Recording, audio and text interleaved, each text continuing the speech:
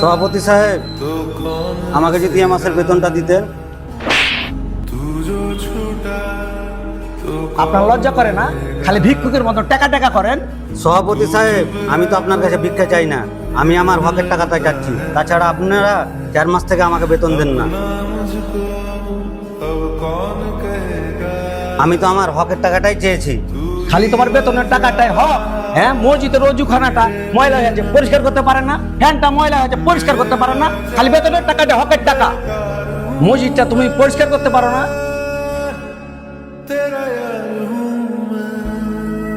তুমি যাই নামাজ নিয়ে খালি নামাজ পড়ো। তুমি যদি বেতন না দিতে, নামাজ না পড়াতা, তাহলে এই মসজিদে নামাজ পড়তেন না। বেয়াদব কোথাকার, খালি টাকা টাকা টাকা টাকা করেন। ইমাম সাহেব, আমাদের মহল্লার মুসল্লিদের টাকাটা দিয়ে আপনার সংসারটা চলে, টাকা পান। আগামীকাল থেকে যদি ওযুখানা, মসজিদ, ফ্যান যদি পরিষ্কার না করেন, তাহলে মসজিদ থেকে আপনাকে বাই করে দেবো। সভাপতি সাহেব, আমি তো চোর না, আমি হচ্ছে আপনাদের ইমাম। আর আমার প্রতি আপনাদের একটুকু সম্মান নাই? আপনার আবার সম্মান? আপনার নিজের দায়িত্বটা ঠিকভাবে পালন করতে পারছেন না, আপনার আবার সম্মান দেয় দিয়েছেন না? যে মানুষ টাকার বিনিময়ে নামাজ পড়ায়, তার আবার কিসের সম্মান? হ্যাঁ, আমরা মসজিদে নামাজ পড়ি না? আমরা কি মসজিদে নামাজ পড়তে আসে টাকা টাকা করি? আর তুমি খালি একটু পর পরই বলো টাকা টাকা টাকা টাকা। বেয়াদব কোথাকার। সভাপতি সাহেব, একটু দাঁড়ান। আপনার আবার কি হয়েছে রানা ভাই? সভাপতি সাহেব, আপনি না আমাদের মসজিদের ইমামকে থাপ্পড়টা মারলেন, আপনি কাজটা ঠিক করলেন? আপনি যদি কালকে মারা যান, তা আপনার জানাজার নামাজটা কে পড়াবে? আপনি বলেন।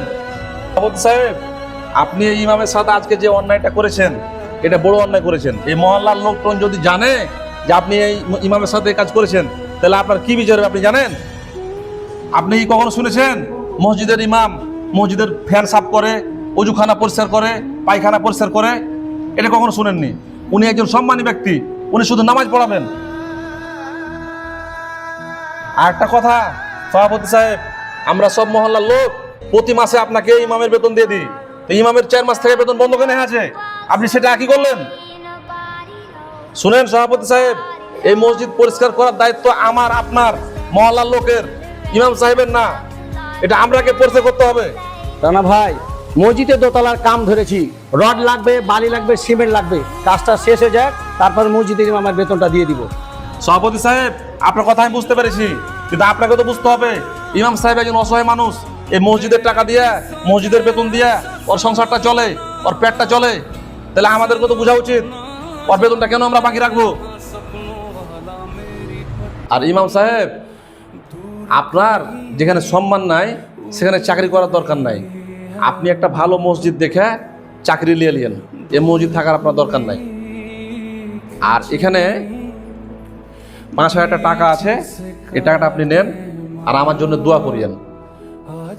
হয়তো আমরা মানুষ এই দুনিয়াতে আপনাদের মতো ইমামদের সম্মান দিতে পারি না, কিন্তু কিয়ামতের দিন একদিন আল্লাহ তাআলা আপনাদের ঠিকই সম্মান দিবে।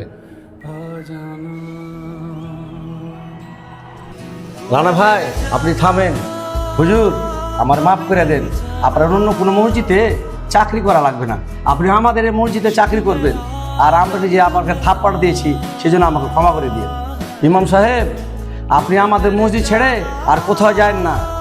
এখন থেকে আপনাদের বেতন ছিল 4,000, এখন থেকে আপনাকে দিব 8,000। আপনি আমাদের উপরে দুঃখ করে মসজিদ ছেড়ে চলে যান না, আমারে মাফ করে দিন ইমাম সাহেব। এখন থেকে প্রতি মাসে আপনার বেতন দিয়ে দিব। আপনি আর এই মসজিদ ছেড়ে আমাদের যায়েন না, আমাদের ছেড়ে আপনি আর যায়েন না। সভাপতি সাহেব, আপনার কথাটা শুনে শেষ পর্যন্ত ভালোই লাগলো।